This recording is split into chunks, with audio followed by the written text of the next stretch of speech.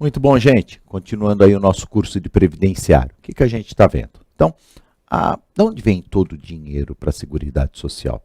Bom, vem de várias fontes, né? Então, nós temos fontes do Estado.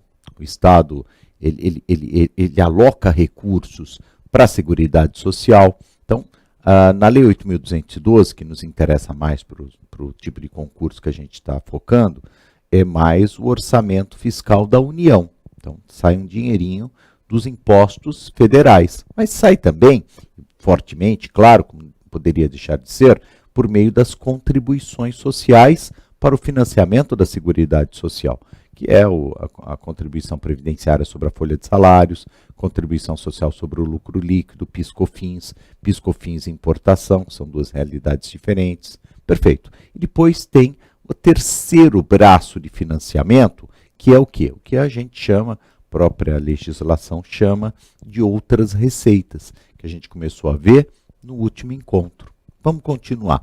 Que outras receitas nós temos, além daquelas que nós já estudamos, tais como juros, multa, leilão da receita, confisco de bens oriundos de trabalho análogo à condição de escravo, tráfico de drogas, que mais que temos ainda nesse campo, nesse braço de que o legislador chamou de outras receitas, perfeito? Que são, na verdade, receitas não tributárias. Vamos lá.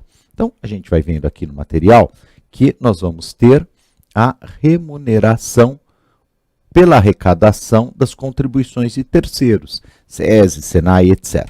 Deixa eu explicar isso aqui para você. O que é esse negócio? Contribuição de terceiros, também chamada de contribuição para o Sistema S. Bom, você possui, isso vem desde a época de Vargas, né? Então a gente já tem uns quase 80 anos, mais ou menos, um sistema no Brasil que são pessoas jurídicas de direito privado que prestam um relevantíssimo serviço público, mas são pessoas jurídicas de direito privado.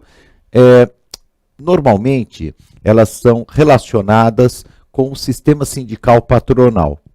Então, você tem aí o SESI, que tem uma ligação com a indústria, o SENAI, SESI-SENAI com a indústria, o SESC-SENAC com as empresas, né?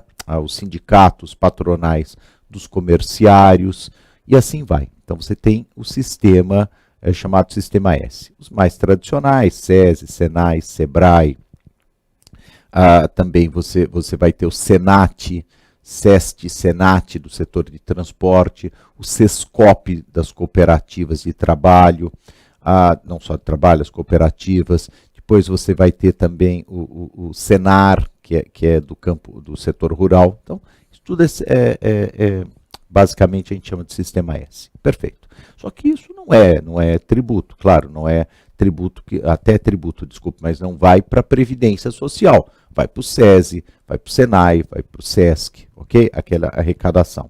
Porém, qual que é a base de cálculo desse Sistema S? É a folha de salários. Então, eles pegam, SESI e SENAI, 1,5% e 1% sobre a folha de salários de uma indústria. Então, sempre a base de cálculo é o salário de contribuição dos trabalhadores, né? A chamada folha de salários. E quem é que faz a fiscalização e a arrecadação? Bom, poderia ser funcionários fiscais do SESI, SENAI, etc. Mas por uma questão de praticidade, praticamente o legislador terceirizou. O que ele fez? Ele fez o seguinte, ele falou o seguinte, olha, o auditor da Receita Federal já é aquela pessoa, aquele agente público que vai fazer a fiscalização. E ele obviamente, vai poder fiscalizar, cobrar administrativamente, fazer toda a administração tributária das contribuições sobre a folha e todos os tributos federais. Então, ele aproveita e também faz a fiscalização e cobrança do Sistema S. Perfeito. Nas hipóteses em que isso ocorre, que hoje em dia são todas, ele tem uma pequena remuneração sobre o valor arrecadado. É isso. Então, às vezes, esse percentual de 1%, às vezes é de 3%, daí varia de lugar para lugar, não importa, mas essa remuneração, ela também vai para os cofres da Seguridade Social, ok? Então, remuneração por arrecadar contribuições de terceiros, Sistema S, é dinheirinho para a Seguridade. Que mais? Concurso de prognósticos, as loterias, vários tipos de loterias, né? Um percentual que varia de loteria para loteria vai para a Seguridade Social. Porque, claro, você tem o quê? Com esse dinheiro da loteria, você tem o prêmio, você tem imposto, você tem que pagar uma taxa de administração para a Caixa Econômica Federal, você tem as lotéricas, que tem a sua taxa de administração, enfim, tudo isso daqui. Mas uma taxa dessas, entre as várias direcionamentos dessa verba, você vai ter o quê, gente? Você vai ter também a possibilidade uma parte vai para a Seguridade Social. Então, você gosta de fazer uma fezinha, nunca ganhou, provar que nunca tenha ganho, né? Por isso que você está buscando concurso, tal, tem emprego e tal. Então, todos nós estamos na luta, exatamente porque muito provavelmente não ganhamos, ou se ganhamos, ganhamos um pouquinho. Então, a gente vai, se você gosta de fazer uma fezinha e nunca ganhou, pelo menos você ajudou a Seguridade Social. Isso vai te alegrar muito, mas é algo para você guardar. Depois, receitas patrimoniais, doações, pode acontecer, ou receitas financeiras. Nós temos o dinheiro aplicado, esse dinheiro aplicado se multiplica, pouquinho que seja, aumenta um pouquinho, e esse pouquinho também vai para a Seguridade Social. Bom, aqui nós vamos ter, claro, aqui nós vamos ter agora um novo tema, arrecadação e recolhimento das contribuições. Arrecadação e recolhimento das contribuições. Então, a gente já viu como que são as contribuições. Quem contribui, quanto contribui, pessoa física, pessoa jurídica, os vários casos especiais, outras receitas. Agora a gente vai para um aspecto mais procedimental do sistema. Perfeito? A gente vai ver, por exemplo, como é que funciona um parcelamento, como é que constitui o crédito tributário no âmbito da Previdência, mais ou menos essa é a ideia. Vamos lá. Bom, então, a gente tem que lembrar o seguinte, o fato gerador, o que é o fato gerador, gente? É a situação prevista na vida que em subsunção com a hipótese de incidência, que é a descrição da riqueza, ele faz gerar o quê? Ele faz gerar uma obrigação tributária. Essa é a ideia. Sei lá, todo direito tributário, ele é de natureza obrigacional. Como é que funciona? Funciona assim. Por exemplo, eu te contrato para você prestar um serviço qualquer. Você é um prestador de serviço, não importa qual seja. Você pinta paredes. Legal. Você pinta paredes, eu te contrato para pintar a parede lá da minha empresa. Beleza. Daí você pinta toda a parede e eu te pago. Ok. Na hora que eu te paguei, houve uma subsunção, perfeito? Incidência da norma sobre um fato. O fato é eu estar te pagando dinheiro de forma lícita em decorrência de um trabalho. E tem uma norma que descreve uma tributação sobre essa riqueza, que é qual? São as regras de imposto de renda pessoa física. Perfeito. Como encaixou, ou seja, houve subsunção, encaixou como uma luva o fato na norma, você passa a ter o quê? Você passa a ter a obrigação de recolher um tributo. Isso a gente chama de obrigação tributária. Só que, claro, você poderia me falar, Marco, quanto que eu tenho que recolher? Eu falo, não sei, tem que calcular. Esse calcular, a gente faz a liquidação desse valor, esse detalhamento, a gente faz por um procedimento administrativo no tributário, que a gente chama lançamento tributário. Tem lançamento por homologação, de ofício e por declaração. Aqui no nosso campo, não estamos falando de tributário, existem dois tipos. Existe o lançamento por homologação e o lançamento de ofício, que a gente vai ver daqui a pouco. Tá certo? Então vamos lá. Fato gerador é a prestação do serviço, não o pagamento. Olha que interessante. Às vezes a empresa nem pagou, mas já nasceu a obrigação de pagar. Olha que engraçado. Ah, estava sem dinheiro e não pagou. Bom, teve a prestação de serviços? Teve. Nesse caso, vai ter a incidência da contribuição previdenciária. Ok? Que mais?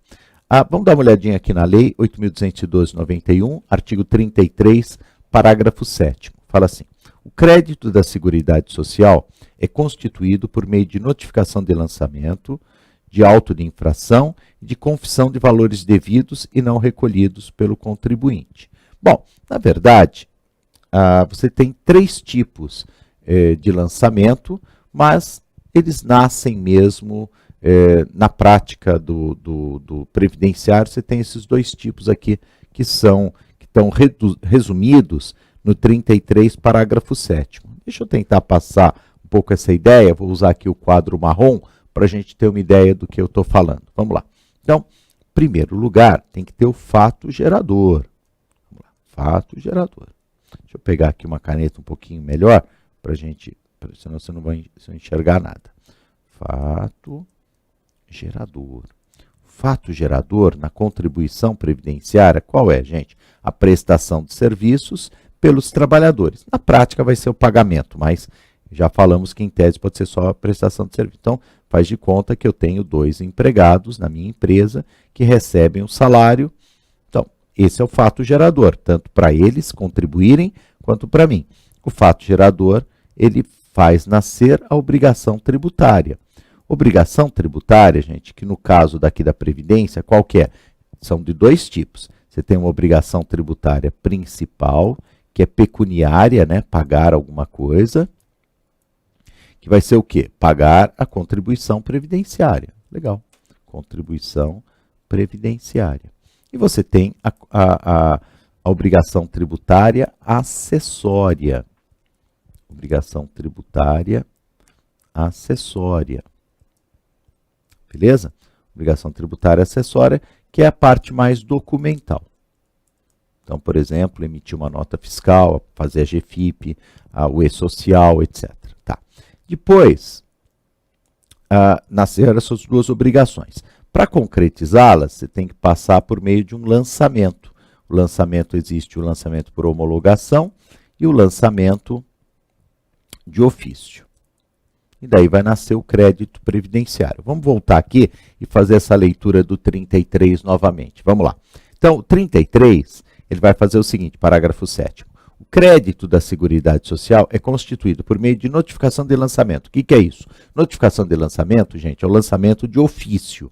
Você não ofereceu à Seguridade Social as contribuições. Você se omitiu. Você tem lá um empregado sem registro, por exemplo, que é empregado, mas você não registrou. Obviamente, se você não registrou, você não está pagando contribuição previdenciária. Chegou a fiscalização e falou, ó, o que essa pessoa está fazendo aqui? Ah, não sei, meu amigo. Como seu amigo? Então, chega e, fruto disso, faz uma notificação de lançamento, que é aquilo que a gente chama popularmente de auto de infração, mas é uma notificação de lançamento no tributário previdenciário. Legal, olha, você vai ter que pagar 20% sobre os últimos 5 anos, ou desde que essa pessoa trabalha aqui, que é o prazo decadencial, né? Mais juros, que são taxa Selic, mais multa, que é de pelo menos 75%, vai sair um valor grande. Ou, além disso, também existe o auto de infração. O que é o auto de infração? O auto de infração é quando eu descumpro a obrigação acessória. O que é obrigação acessória? Qualquer documento.